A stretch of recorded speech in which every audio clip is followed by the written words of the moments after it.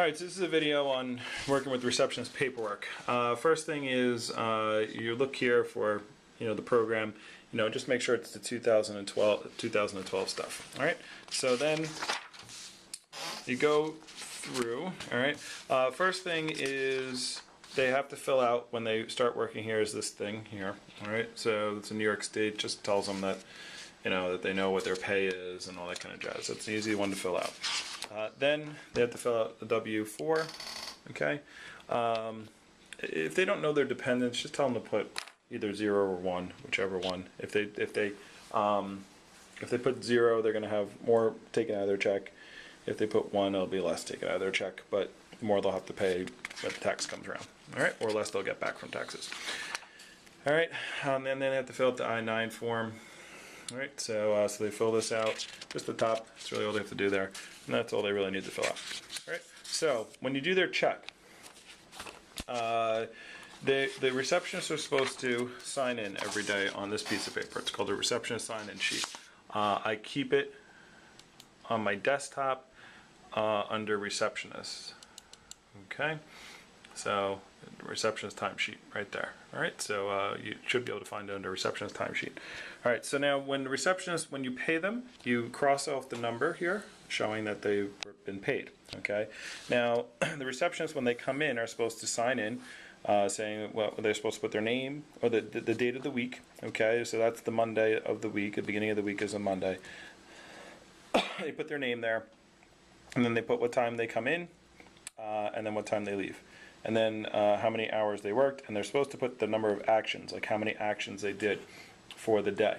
Okay, so so she worked 21 hours. Now we pay them bi-weekly, so she worked 21 hours that week, and she worked 20 and a half hours that week. Okay, now receptionists shouldn't be working extra hours unless I ask them to.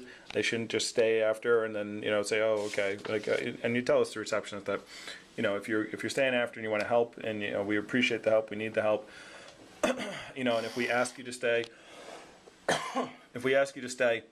then you can stay and obviously put on your time card. But if you're staying and you're just kind of washing some dishes and stuff, and we didn't ask you to do that, it's not make your own hours. All right, if you come in early, if you come in an hour early, and you want to come in and help, that's fine. But unless we ask you to come in early, again, it's not make your own hours work here. Okay, so anyway, so she worked 41 and a half hours.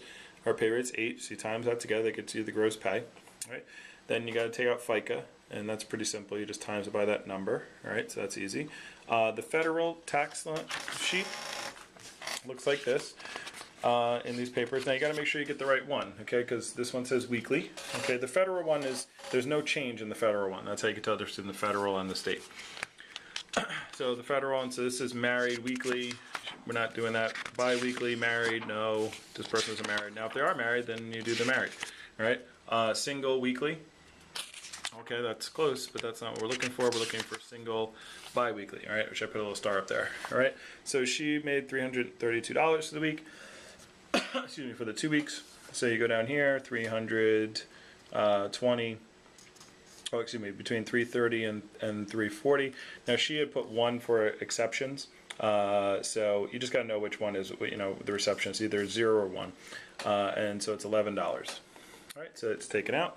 So there's $11 right there. All right, and then you got to do the state. Okay, the state ones look like this. All right, so married bi-weekly, no. Married weekly, no.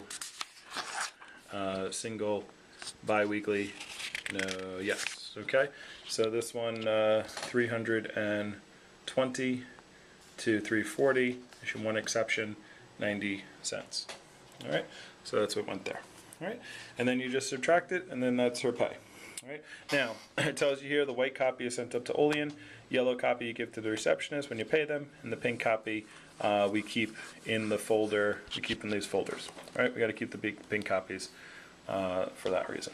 All right, so that's how you fill it out. Make sure you get their Social Security number. If you don't know their Social Security number, look at the past pink copies that should be in the folder where you get these. Okay, so we keep all these withholding forms.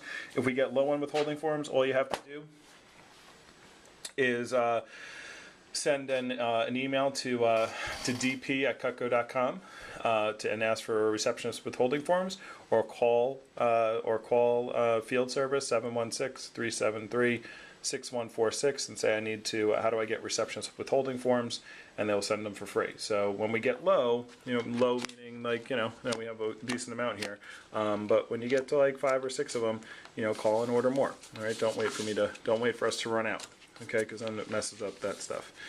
All right, I think that's it. That's how you pay the receptionist.